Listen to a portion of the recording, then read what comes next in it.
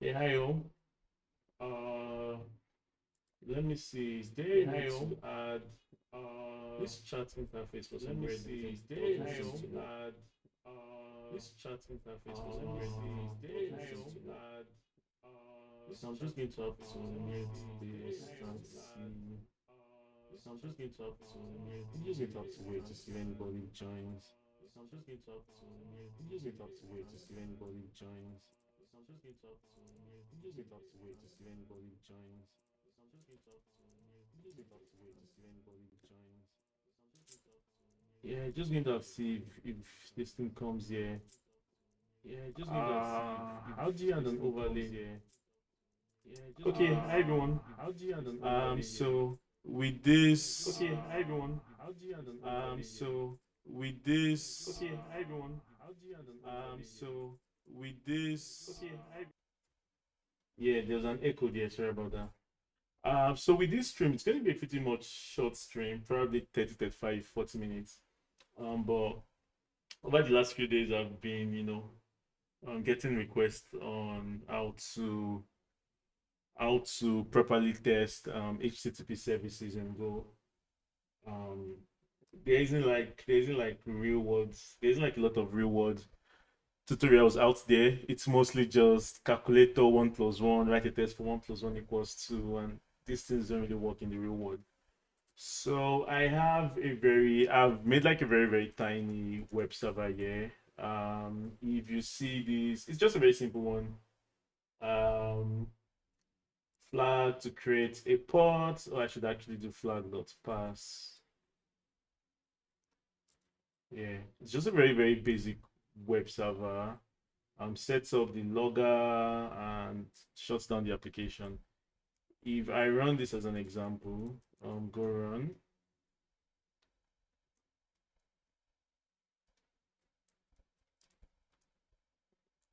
Let me just open two terminals, two floating terminals side by side.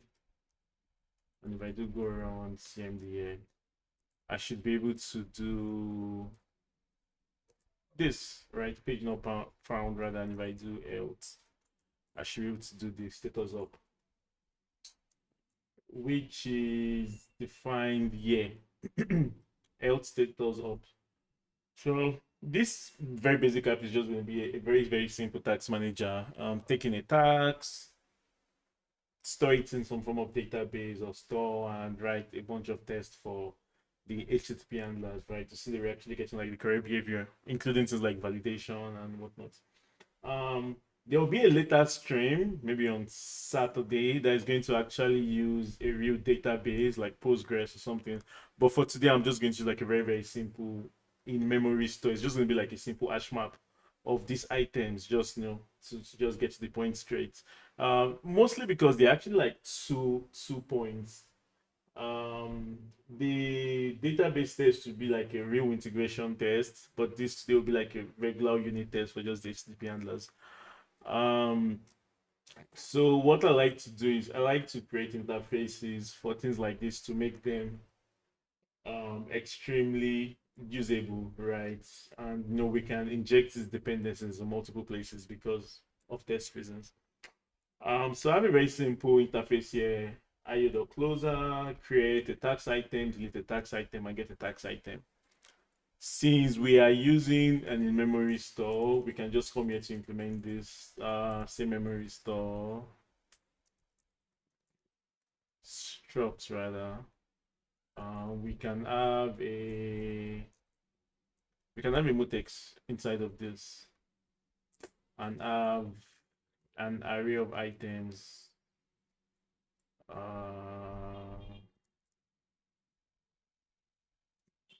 Dot tax items. Yep. How would this work? Memory store. We can do a very, very basic thing like this. Sync.this items, and yeah, we can leave it empty like this because we don't want to specify the length or the cap or the capacity. We can leave it like this.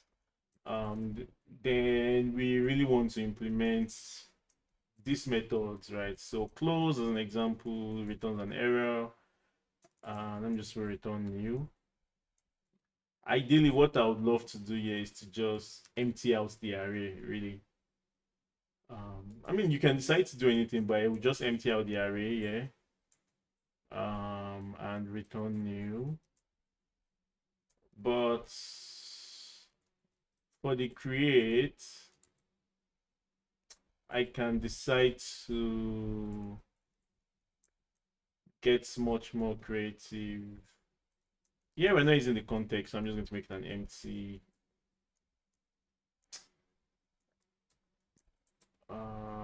Testing go dot tax item. Let's make this much more readable. Actually, this wouldn't work. Item should be a map of string and testing go dot tax item.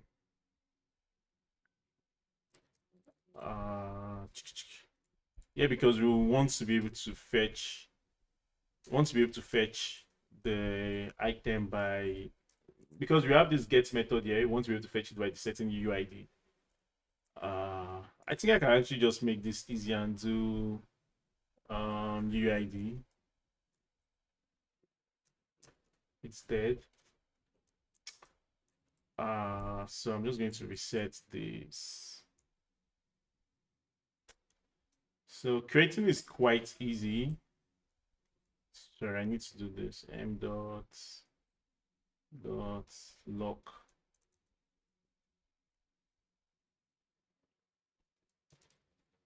Dot unlock, just to make sure we don't run into issues where multiple Go routines are trying to update the items or retrieve the items. So it always makes sense to kind of like lock these things. Then def_w.unlock, and we can just have a very simple item.id is equals to item. Quite simple, nothing complicated. Then we want to implement the delete method next. Memory store, delete, context. We are not using that. Then id uid dot uid, an error. Return new by default. M dot, then we do m dot this dot log, then define the this dot unlock. Then yeah, we simply just want to delete this ID. Simply just want to delete that, right? Quite easy, nothing complicated. Nothing complicated. Then for the last method, which is get memory, get. Surprisingly, I'm actually low. My keyboard is actually low on battery. That's weird. Get id uid dot uid. Then testing go to tax item error. Then we can do this again. We always have to remember to get a temporary lock. Then define w dot unlock, r unlock, r unlock,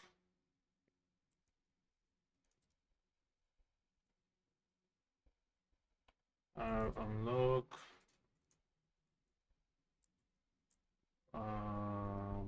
new. Then I'm just going to have to do item okay, m dot items id. If it's not okay, return new errors dot new.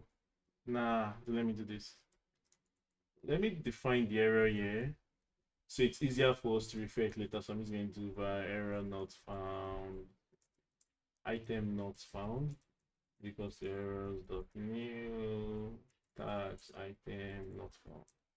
I mean, it's a sentinel variable. We can it makes sense since inside the HTTP handler we can look for this specific error and make sure and return. Like as an example, if you try to fetch a tag that does not exist, it makes sense to send the 400 if the if the tag doesn't exist rather than sending a generic 500. Testing go error not found. Okay, then yeah, I'm just going to return item new. So yeah, we have a very basic store. I mean, just to help us to get to testing quickly, we're using like a memory store. But in some other stream, would actually use Postgres, and we can also actually test Postgres itself. So I'm going to have to write a very this like post. So there's no authentication involved, no authentication of any sorts. Post these items. So I'm going to have to create a new file called taxes.year. Close this one. So I'm going to call this create tax item. Response writer dot HTTP dot requests. Yeah, pretty standard. So I'm going to do this. Item create tax item request.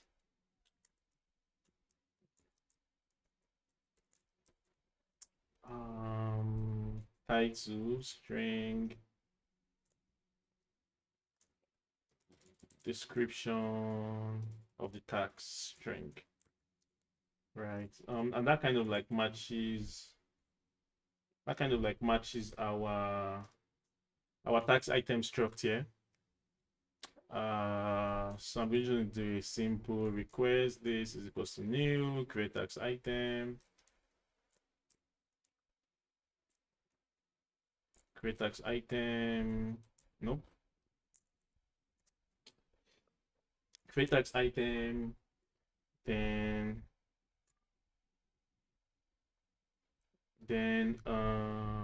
if error json.new decoder r dot body dot decode requests. I'm just going to have to do return here. Then do a very basic return here and just say write whatever bytes invalid request. But I mean in real life it should make much more sense than this, but this gets us there quickly. So I'll do write header http dot status bad request. That's 400. So just going to do like a very little validation here. If rec dot title is equals to an empty string. Actually this can be bypassed, so I'm just going to do strings dot trim space rec dot title is equals to an empty string. Just for brevity's sake, I'm going to do this here too. Strings dot trim space rec dot description is equals to empty string.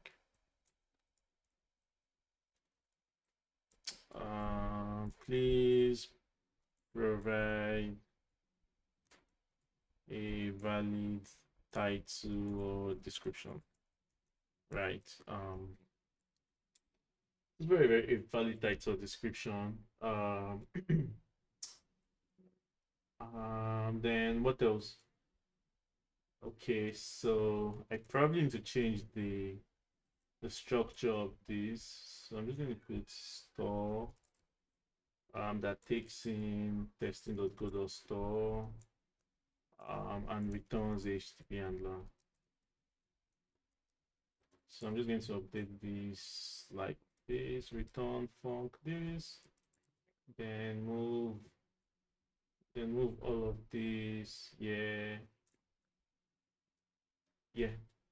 So this allows me to have a very basic form of dependency injection where I can pass in the whatever implements this certain interfaces, right? Because in the actual test, in real world, it can be a database, a Postgres database, but in the actual test suits, it's not going to be.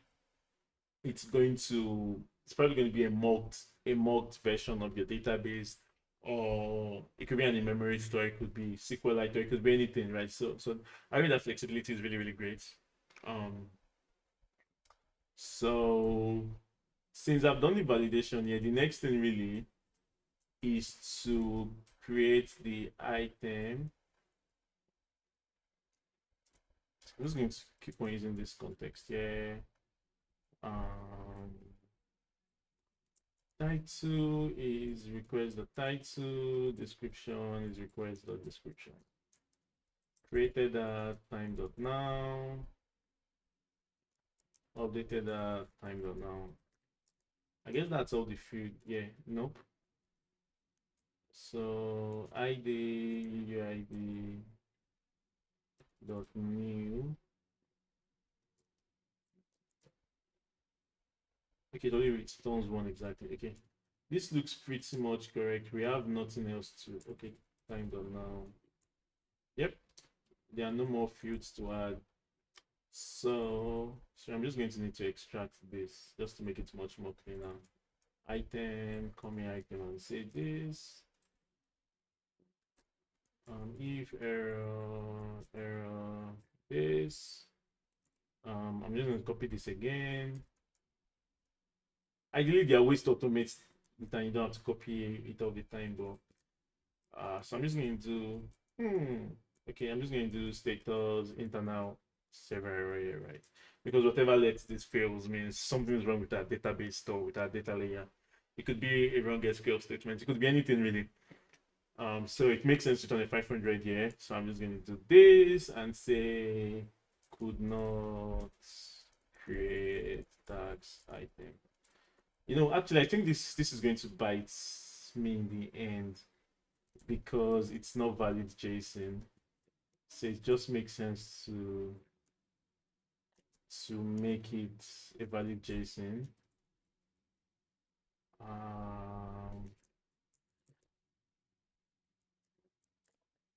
Please provide a valid title or description. I'm going to copy this again, paste it here, and say invalid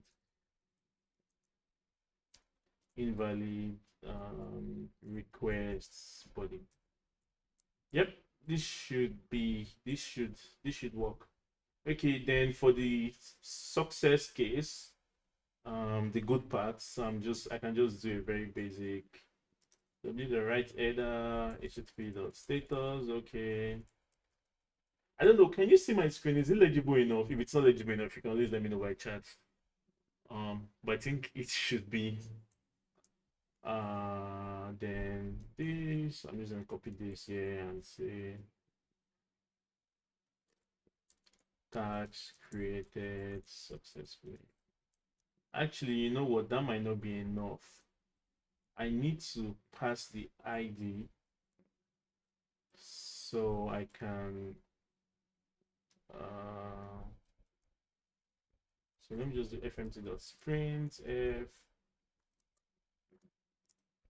fmt.sprintf, do this,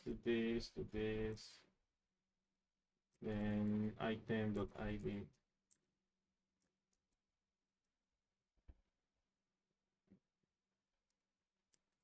Item.id, okay, dot string. Ideally, the formatting should convert to use the string method, so no need to do that. So you have a very basic tax creation handler here that should obviously work. The next step really is to add it up here. What's wrong with my vim config? I think I probably messed something up earlier, but okay. So we need to add it here. Create. What's this? Sorry, let me Let me just restart it. Like I kind of like messed up my config earlier this afternoon. I didn't even know I was going to do this stream early. So sorry for that. So we need to figure out a way to pass the store variable here. So it makes sense to add it somewhere here. Testing go dot store. And we also need to pass here store testing go dot store. Store. And in our main.go file here, we need to pass it here, obviously. So I'm just going to do a thing like memory store is equals to memory.new. Then use it here. Then obviously I want to make sure I close the memory store here whenever I'm just gonna my keyboards to power. Whenever Ctrl C is clicked, I want to close the memory store, obviously. So add it here. Ideally, if you have databases, if you have queues, whatever you need to always make sure you close the connection here. So that's what I'm doing right here. What else?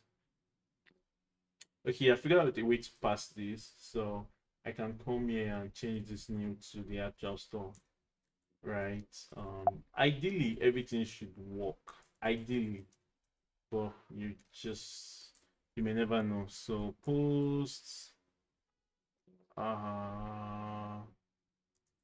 title. Would this even work?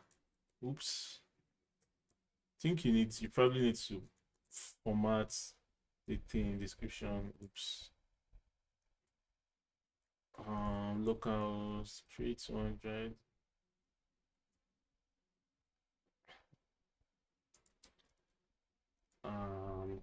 Content type application slash JSON. Not found. Oh, items slash items. My bad.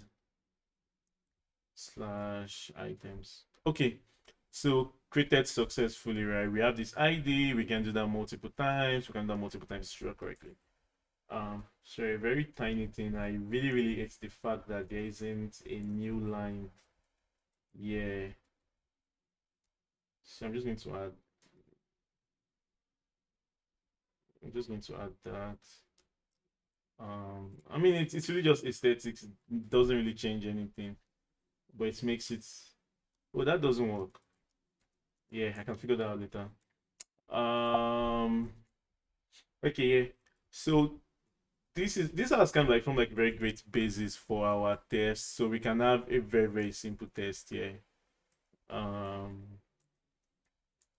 That just makes sure. I mean, the test obviously rather should do a few things, right? I personally think some things are kind of like don't make a lot of sense to test. Like I really don't need to test the JSON decoding and the JSON decoding bits. I really don't need to test that. It makes no sense. But what makes sense to test is we need to test the validation. Make sure a title and a description must be provided at all time. And another thing we should test is, yeah, we get 200, right? So we ideally have 3 test cases in this place. Sorry, I would say 4. I would say 4 actually. The first test case should check if we have a title. If we don't have a title, it should fail. The second should check if we have a description. If we don't have a description, it should fail. The third should the stock creation must fail, right? And we must get to this sad part or unhappy part. That's the third test. Then the fourth test must be the creation must succeed. So we have 4 tests to take from this. What this is line 22 and ends at 30. We have 4 tests to like extract from these 30 lines. Very simple 30 lines of code. Super simple, nothing complicated. So to write the test, we can do something like test, create tags item, then T this testing.t. I like to use a test table. Since we have multiple test cases, it makes sense to use a test table, and we can only write the logic ones. So I just adding much more cases. So I can do type, sorry, I can do request here rather request. We're using this type create type requests.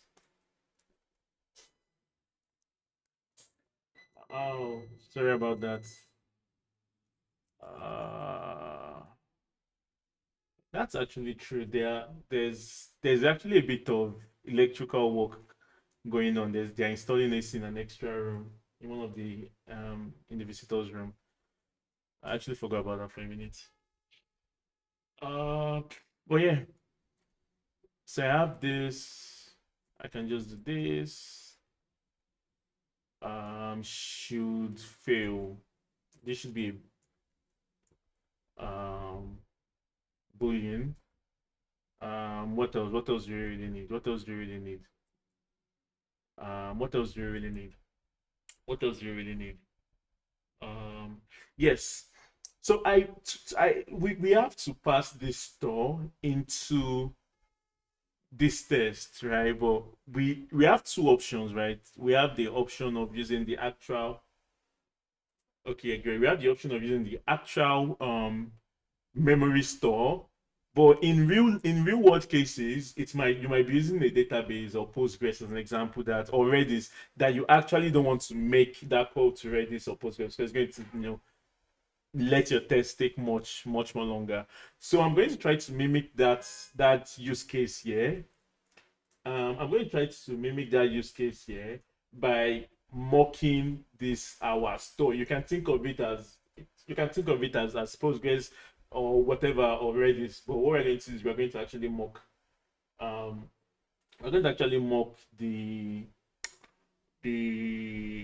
store, right? So I like to use this Uber mock gen tool, but you can use anything that works. But I find out it's what I really enjoy using.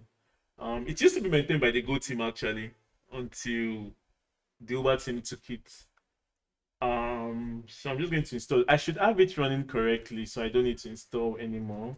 But I can just verify that. Oops, why does it fail? That's weird.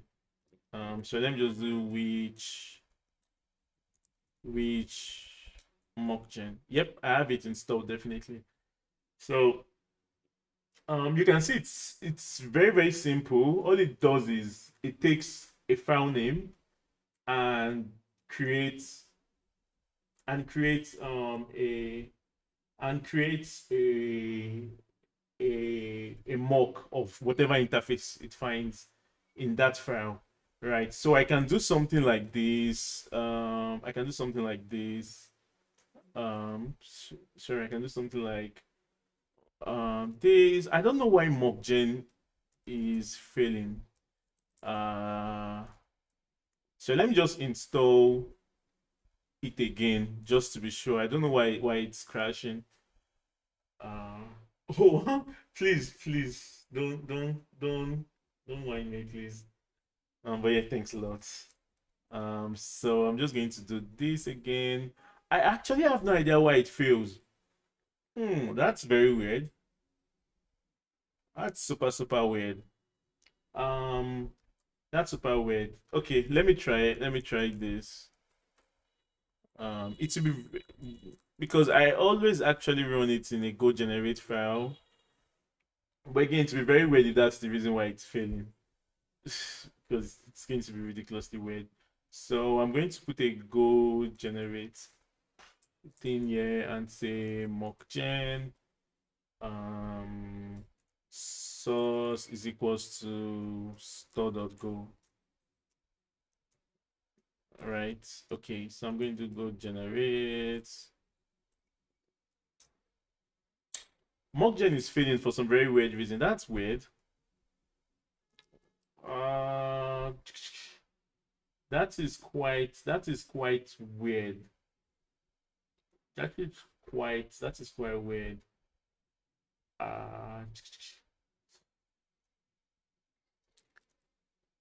That actually makes no sense. Mock gen version. Sorry, let me try to open a new terminal guy here. Still the same thing. You know what? Let me just do this. RM which mock gen. So which mock gen shouldn't exist anymore? Okay, let me just do a clean install. Uh, do a clean install. Still the same thing. That's weird. Mock gen crashes.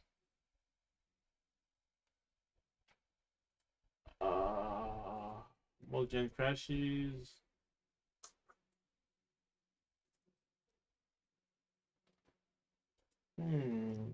That's super weird. That's super weird. Yeah, but for the purpose of this, I can figure out that later, but let me just use the one from the Goat team themselves. I can figure out why this is crashing later on.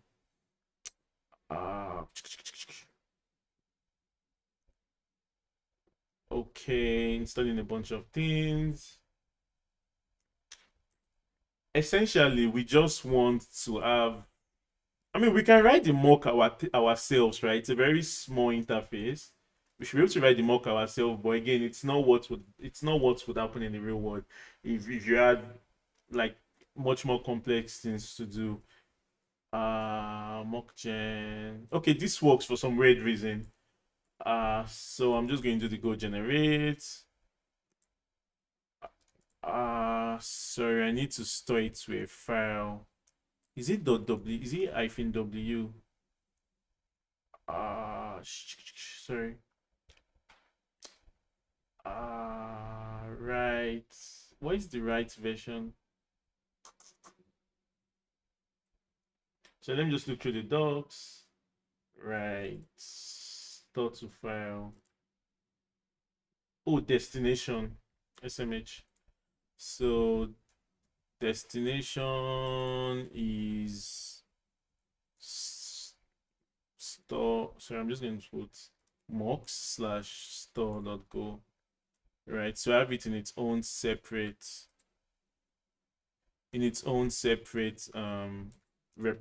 package.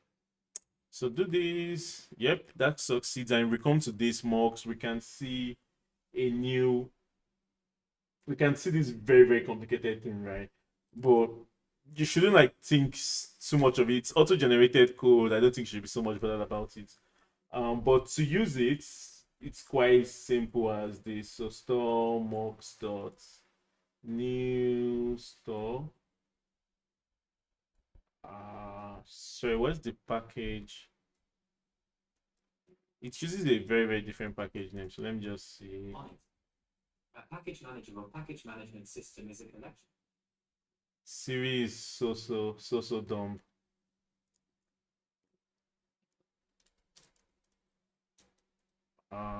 Yeah, I can just make this better by saying package is equals to mux. So we use the mux package.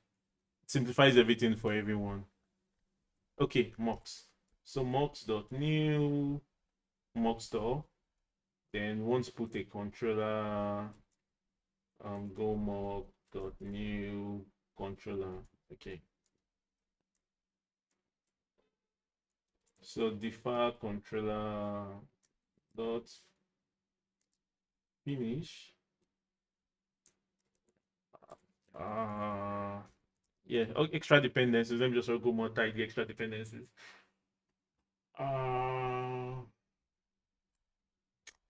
Go more tidy. Okay. So I have, yeah, I can auto complete now since dependencies are there. So the most important thing about this mocking is it gives you the ability to have this sort of syntax. Um, expect, create, dot times one, return new. Right. So what this essentially means is I expect this mock, I expect the create methods to be called on this mock, and I expect it to be called just one time alone, and I expect it to return new. So that essentially would mimic what we have here, right? So this creates it implements this interface too, right? So we can pass it into anywhere we want to, but it just lets you be this fluent in the sense that, oh, I expect this to be called once. You can even do things like store.expect dot get, right? And I can put never sorry times is zero. I expect this never to be called, right? So you can get expressive as much as you want. But again, like I said earlier, this is really a unit test. You don't want to be eating your database in unit tests, right? Because that's the function of integration test. I'm going to stream on Saturday where I'm going to actually write an integration test. So this memory store, I'm going to convert it to a Postgres store. It's going to be written in database, and we would write actual integration tests for that store, that Postgres. So it's actually going to be the database. We'll run all those fancy Docker things. So I can come back to this and say I like to have um I like to have an helper here and say something like this. Store. So it can be configurable per. So it can be configurable per up per test case. Uh, since we have this now, ideally the next step really is to sorry, let me just do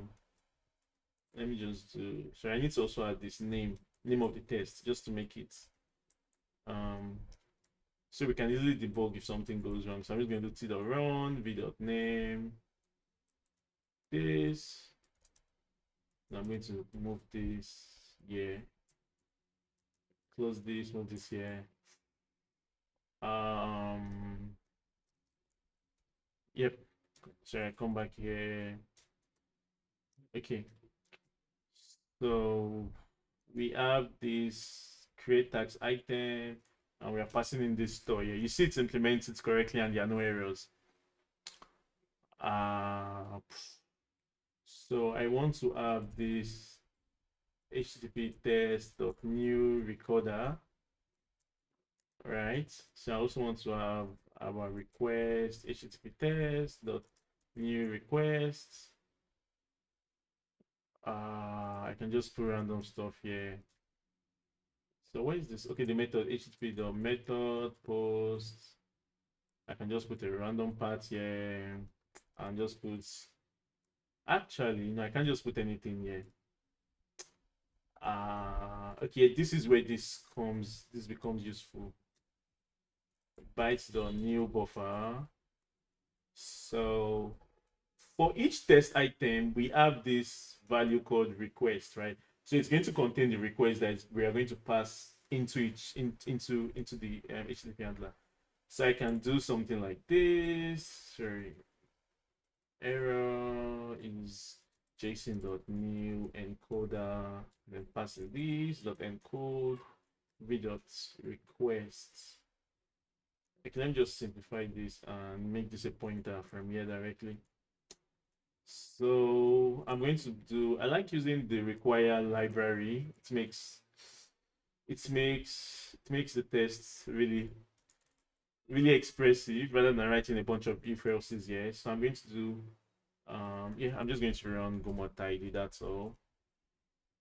Um actually I can run go more tidy directly from the editor, but I just it's just reflex action. Uh then yeah, I can pass in this. Okay, save request this. Uh, cannot use cannot sorry. Oh, sorry. It should be HTTP. Error. So I'm going to do the same thing here. Require.no error. Require.no error.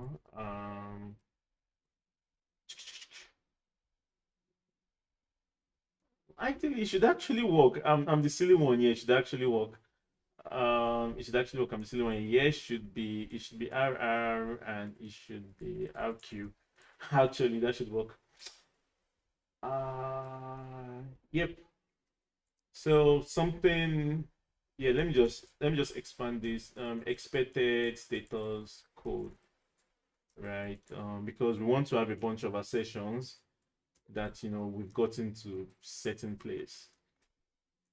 So I can do something like this: require dot equal c dot expected v dot expected code, then rr dot code that we've gotten here.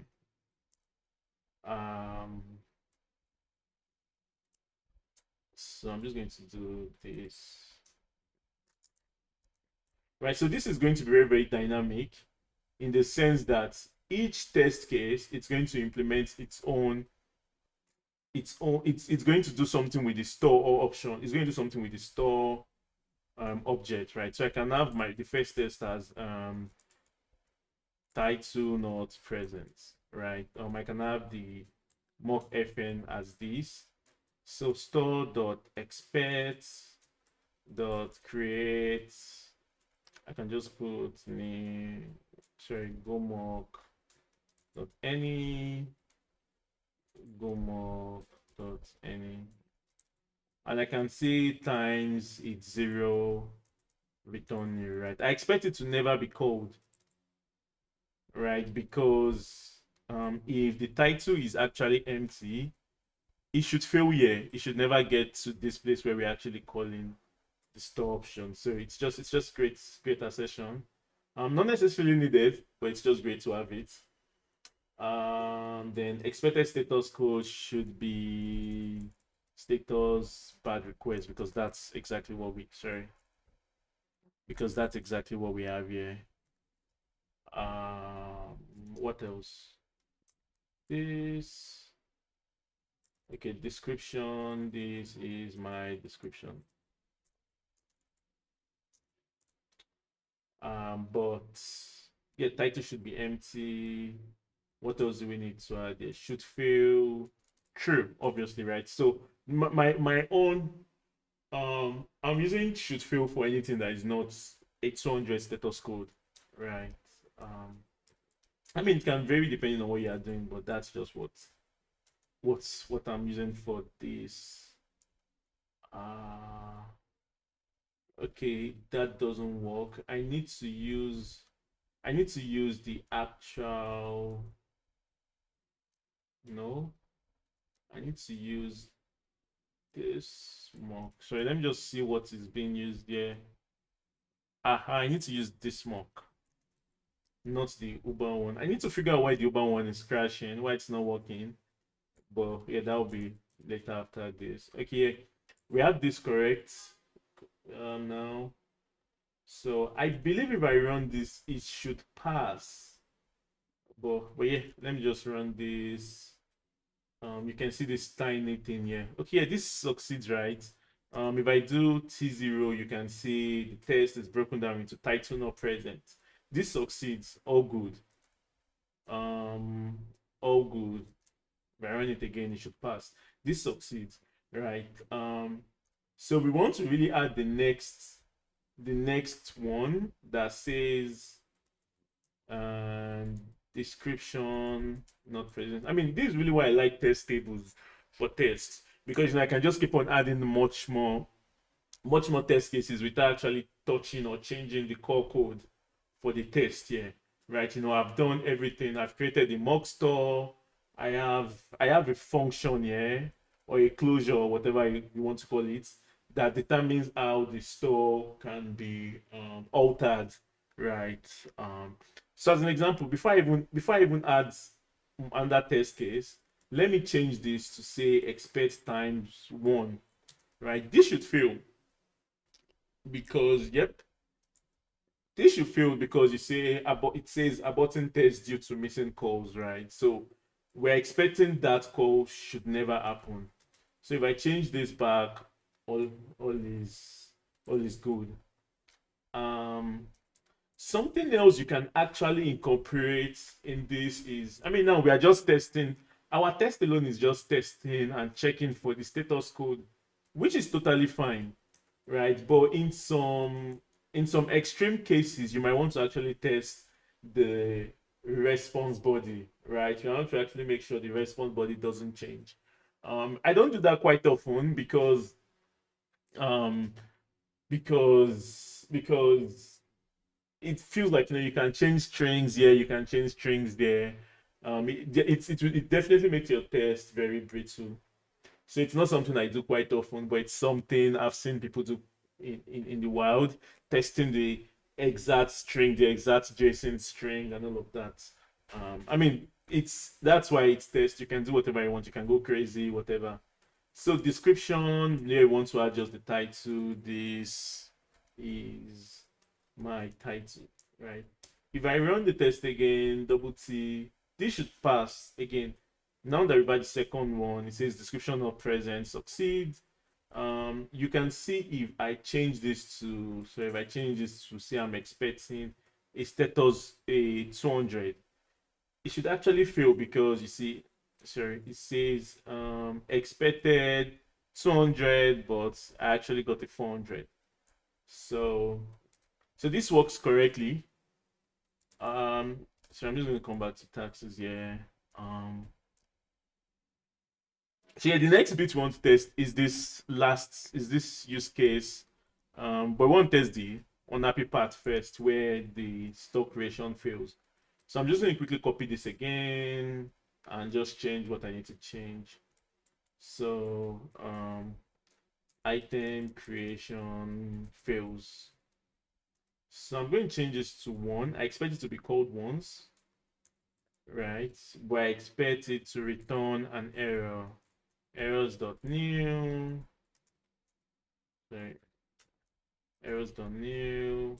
Could not create an item, right? So this is kind of like testing the unhappy parts. In real life, your database could probably go down, or something happens, right? Maybe you lose network connectivity between your server and your database, or something weird, right? So it always makes sense to test this use case or this edge case, right? Even though it's not something that happens quite often. I mean, in the real world, it can actually even be like your SQL statement is actually not correct, right? So anything can happen. So it makes sense to test these edge cases. So I'm testing that here and I'm changing this to status internal server error, right? Because that's what we're expecting here on line 45 here.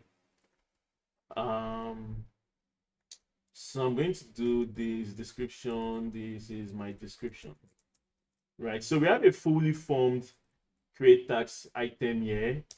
This should pass this place right here, right? That's why we are doing that. So if I run this again, double T, yeah, succeeds. Again, this is really the beauty of test tables. You write the test once, and you can just keep on adding much more test cases as you deem fit. So I'm going to add the last test case here, which is item creation succeeds, right? So I'm going to do this. Returns nil, right? We're expecting to just be called one time. Um, it's going to be called one time. Okay, this should fail because I did not change the status code here. Yeah, so you can see the error here. Expected 500, but I got 200. So I need to change the status code here. And run this again. Yep, you should see it succeeds here. You can see the check mark right here. Um, if I do this, you can see succeed, right? So this is really the very basics of how testing works. You really don't have to run integration tests or anything. If you design your API properly, you have proper interfaces. it just makes your testing really easy. But again, like I said, in the real world, I mean, this is a real world app, anyways. But you want to also test the layer that connects over the network or goes to an external storage, like say Postgres as an example. You actually want to test it because your SQL statement can be wrong or anything. So you actually want to test that in the real world. I'm going to do that on my stream on Saturday. Um, so yeah, we've tested this. We've essentially tested, this entire handler. Um, Depending on how complex your handler is, you can do much more things. You can keep on expanding this, but this essentially tests this. If I come to this HTTP and just do one more thing and say get item slash ID. So let me just come here slash ID, and I come back here and say, actually, let me just copy this whole thing just to make it easy for me. So I'm just going to copy this whole guy here and put fetch tags item, right? So I'm just going to get rid of all of this, get rid of all of this. I'm going to get rid of all of this. Actually, now I feel silly. I should have just written it from scratch. It would have been faster. So chi.url param.id. This ID is what is right here. Fetch item tag store. What font is this? Freaking hell. Sorry, let me just check. So let me just check dot files. Western. Yeah, JetBrains Mono. Actually, this is JetBrains Mono. JetBrains Mono. So I have this ID here. Then I want to do this. ID from request, right?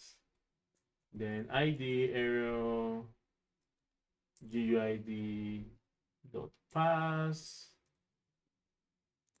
Just to make sure it's a valid ID, right? It's a valid GUID because anyone could pass anything. I mean, it's just very, very basic validation. So I'm just going to come here and do this. And do this. And change this to status bad request. I'm going to change this to invalid to do invalid tags item right. So I'm going to do this store dot get dot context, then pass the ID here, then do item error, right? So if you remember right here, I added this custom error. I mean, it would make sense for UX reasons. I can do something like this. If errors is testing go this error, I can do this. I can do this and say something like item not found, right? And I can also do if we have a generic error, return a 500, right? This just helps the users or your clients to actually make proper sense of what is happening. You don't want to send an error just occurred for for something that doesn't exist in the error. Like technically, an error did not occur. Like a backend error did not occur. It's a client side error because they passed you an invalid ID. So Sentinel errors kind of like make sense for things like this. I mean, the other ways you can do it, but this is a very simple way to do this. Um, yep. Then that's really all. This is a very simple class. It's a very simple function rather. Right header http.status. Okay. Then uh, I can do I can do something like, yeah, let me just do this. JSON.new encoder this encode item, right? This is not this encode item. Yeah, this should be as simple as it gets. So if we run this again, I can create a new item. Again, since we are using an in-memory store, when you create a new item, when you restart the server, everything goes away. So I can do something like this: HTTP localhost 3200 item slash this content type application slash JSON. Yep, we got this. Let me just use JQ. So if I use JQ, you can see it's nicely formatted, but I don't like that. So let me just add JSON tags. Okay, added JSON tags easily there. Which is more reason why you should use Vim anyways, not like other toolings where you have to do a lot of manual work. So switch to Vim today. My daily shoe. Okay. So I'm just going to come back here and add and change this and change the ID here. Change the ID here to this, right?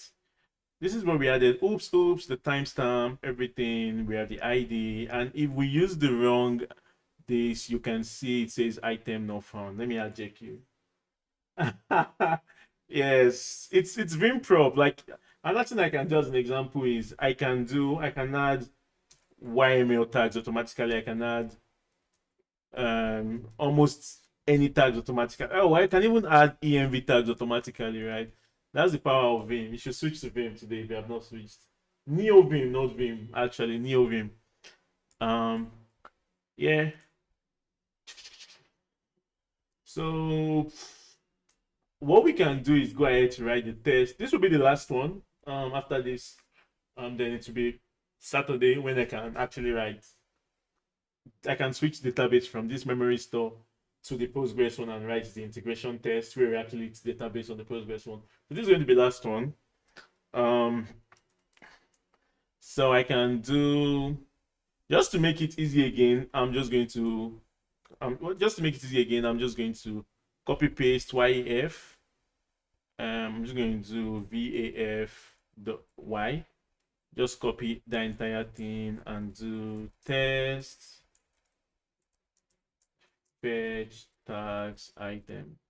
Right. I'm going to get rid of these test cases because we're going to be remaking them. We're going to be remaking them. So I'm just going to get rid of everything. So, for the most part, it's really going to be the same thing. Oh yeah, definitely. That's an issue, right? But what you need to do is you can use tools like um lazy Vim, so you don't have to like set it up from scratch. So you're essentially getting a replica of VS Code. If you use lazy Vim as an example, there is Chad Vim, or MV Chad rather. There's Astro Vim, I believe. Yeah. Why is lazy Vim not coming up? Yeah, all these websites on Vercel that don't go through quickly. So I can just add the links. There's lazy Vim here. Okay, lazy Vim has loaded. I can add the link for lazy Vim. Why don't they have SSL? That's very weird. That's super weird that lazy Vim doesn't have SSL. So this is lazy Vim. You just use one command. I recommend lazy Vim, though there are a bunch of others like NVChad and AstroVim, but I recommend lazy Vim. You can look at what AstroVim feels like right here out of the box, right? You see by the right hand side here, you are getting like an object tree. I mean, I have that too, yeah, right? So I can see the functions, I can go there directly. I have that here too, right? So you can really custom. This is what default um lazy Vim gives you. So yeah, I think you should try out lazy Vim. It's really you don't have to configure anything really. It just comes like you're using VS Code out of the box. Yeah, again, I'm always available on Twitter. You can always ping me if you need any help. Uh, So yeah, I'm going to write the test for this. This is going to be the last one. So I'm just going to fetch tags item. I'm going to change to method get. We don't need this JSON bit here. So I'm just going to change this here to strings.new reader empty string.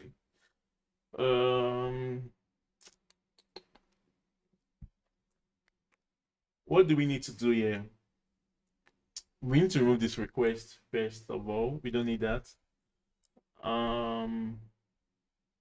Okay, so let's write the first test. Name should be. So yeah, how many tests do we have here? Ideally, we should have a few tests here. The first test we should have from here is this. We want to make sure user cannot pass just a random string. We want to make sure it's a UUID. Right? We want to make sure it's a UUID. We want to make sure it's a UUID. So that's one test. Then the second test, we want to make sure we want to test the edge case where the item does not exist. That's the second test. Then the third test is the edge case where an unknown error occurred here. Right. Then the fourth test rather is to make sure everything succeeds, right? So we are testing four case. Yeah, I can say ID from URL is invalid, right? So I come here and say ID, then put a string ID and say put a string UID. Actually, there's something else I need to do. If I can do if another thing, don't be like me that is always touching your configuration. If you're using lazy vim, you don't have to touch it all the time. But I just like messing around and doing a bunch of other things. That's why I can't remember what I was doing. I was doing something stupid earlier today. I was trying out something stupid earlier today. So expected status code should be status bad requests. This should be bad request actually. This should be bad request, not bad gateway. This should be bad request, not bad gateway. This should be bad request. Okay. This should be bad requests, not bad gateway. So bad requests. Bad requests. So I'm just going to restart this. Don't mess with your Vim configuration before a stream. Reminder to myself. Reminder to myself not to mess with config before a stream. So yeah, we're not doing anything special here. So ID, I'm going to use this new. Okay. I'm going to use new, just an invalid guy here. Just an invalid guy here. Let me see. Now that makes sense. We can add the edge case here. If ID is equals to UID.new, if it's an empty UID, just an empty UID padded with let me I don't know if what I'm saying makes sense. So this is a UID as an example. Sorry. UUID, right? This is a UID as an example that I generated right here. This is a valid UID, but an empty UID would just be, bunch of zeros or empty string. So that's invalid. We want to also catch that in the test, right? It makes sense to catch that invalid tags item. Great. Now that we have this, I think that should be pretty much it. Let me try to run this alone. It failed. Why? Let me see. Control panic 942. I see. I see. Mock. Even though I'm not doing anything, I still need to add it. Okay. Okay. Okay. Passed. Passed correctly. So ID is invalid. But actually, so I need to add this. I need to add the URL. I need to add this. I need to add this to the URL. Um, actually, I don't even think I need to stress that much. URL. Actually, I don't think I need to stress that much. I can just simplify this by doing this, right? So we have this URL thing here that's route context. Okay. So I can just simply do this. Just to make it very easy. CTX do chi dot route context, right? R dot sorry. God, Siri is the worst. I was not talking to you. R dot context, right? Uh, uh actually no, that wouldn't work. It should be chi dot new routes context, right? Then CTX, I want to do CTX URL param dot add, then ID. I want to do v dot id dot string, right? So now that I have this, I want to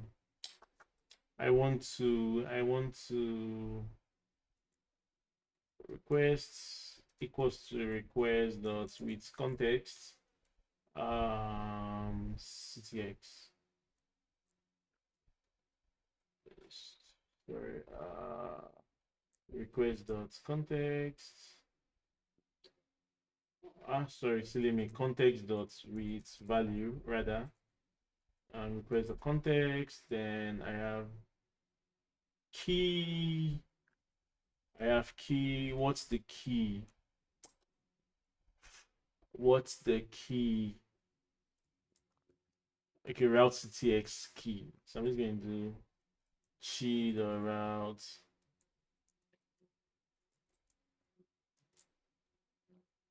CTX key. Then put the value here,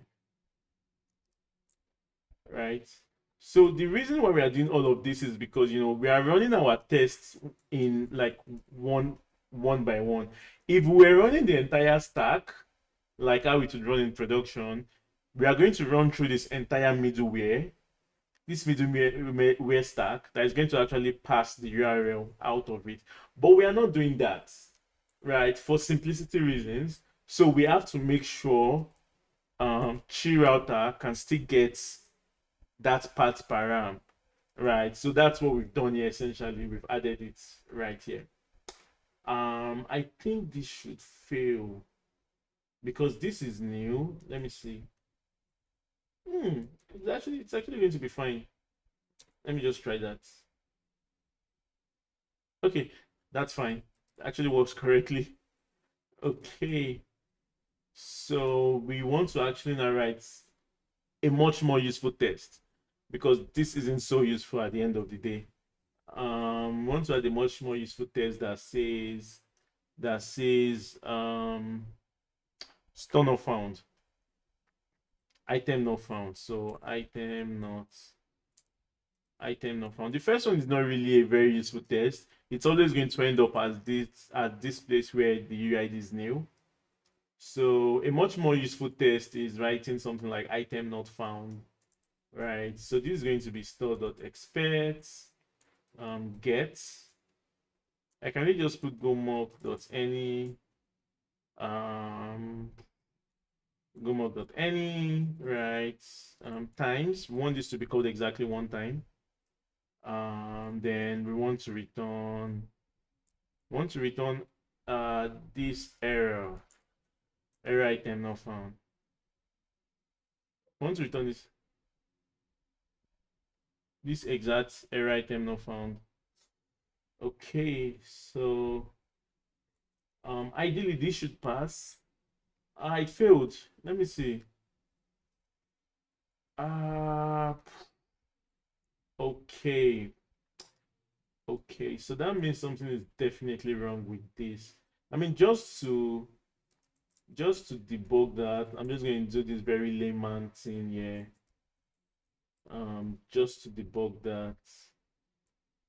Okay, so invalid tax ID. So it means this definitely isn't working, right? Since we got here. So I'm just going to try to do this. UUID cannot be an empty UUID. So the errors are just much more better. Okay, UUID cannot be an empty one. Oh god, I feel so silly right now because it's literally right here. It should actually be a real UUID, but that's that's Lanre for you, I guess. Ah, still failed. I see. It's failing because of this, the return, right? If we look at the response, it says wrong number of arguments to return.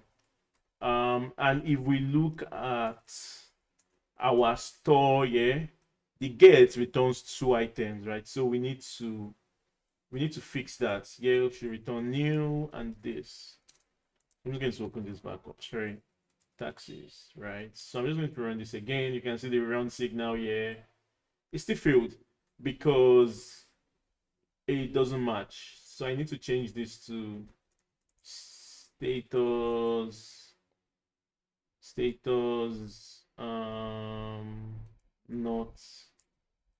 not found. So I need to come here and say status not found. Yep. So that's correct since we are getting the right status code from this place here. The next step is to test this unknown error, right? In case we get an unknown error. So I can just copy this again. I can make a new testing and say unknown error when fetching an item. So this should be status internal server error. This should be this. So I'm just going to change it to generic error not found, right?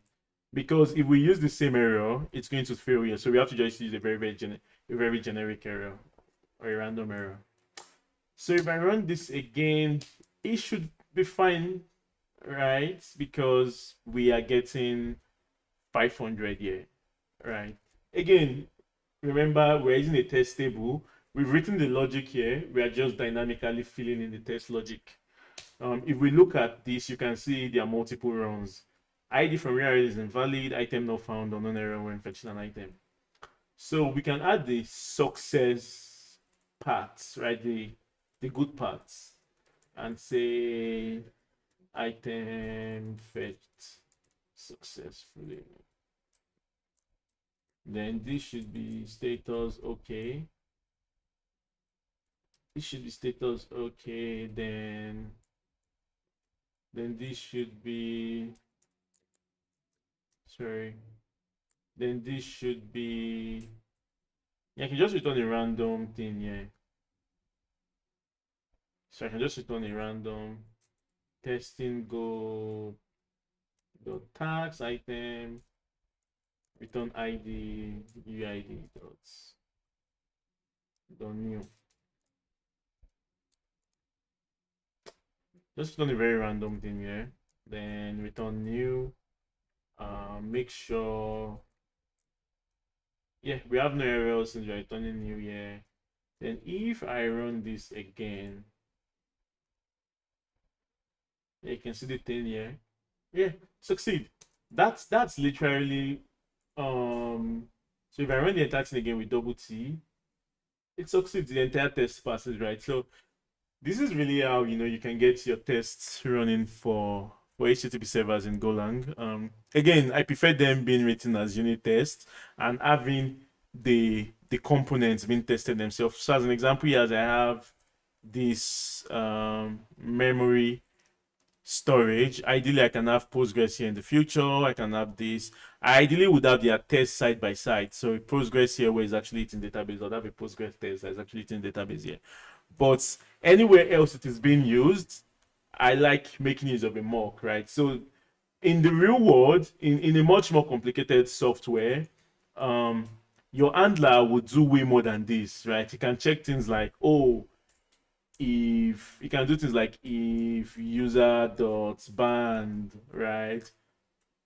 Fancy things like that, right? Checking things in Redis. It doesn't matter how much dependency your handlers have, as long as you can easily mock them, especially with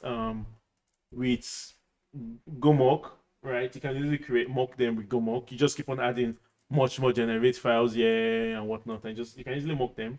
It's not an issue. You can just make your tests super easy to write and work with. That's really all for today. I have two endpoints that have been tested correctly. So yeah, if there's anything like anyone wants to ask, I think that would make a lot of sense. Happy to answer anything, if any really, if any really, if any, if any. But yeah, that's literally it's a very simple project, nothing fancy, but you can apply this to literally any complicated, no matter how complicated your HTTP services are. Yeah, on Saturday I'll be having another stream on Saturday where I would actually convert this memory store to Postgres and actually write integration tests. Today is really a unit test day, but on Saturday I'm going to write integration test. Integration test meaning it's actually working how it will in the real world, right? So in the case of Postgres, I'm actually going to spin up a Postgres container, right, in the test, and you can also do that in GitHub Actions. Ideally, I think I should also implement GitHub Actions there. Just see how the entire thing flows. So on Saturday we'll actually have tests that's like spinning up a Docker container, and you're actually running your queries right against the Docker container, right? Again, this is unit test. It's mock. We are mocking just for this part. It gives you the confidence that if a create is called, if a get is called, it will give you the exact thing. But in the real world, you're in for much more complicated software. You want to make sure you're also testing the database layer directly. So I'm going to do that on Saturday. Yeah, thanks for joining. I didn't expect much people around there. Thanks a lot and greatly appreciated. I'll see you all on Saturday if possible. But yeah, if anything happens, if you have any questions, feel free to reach out. Yeah, adios.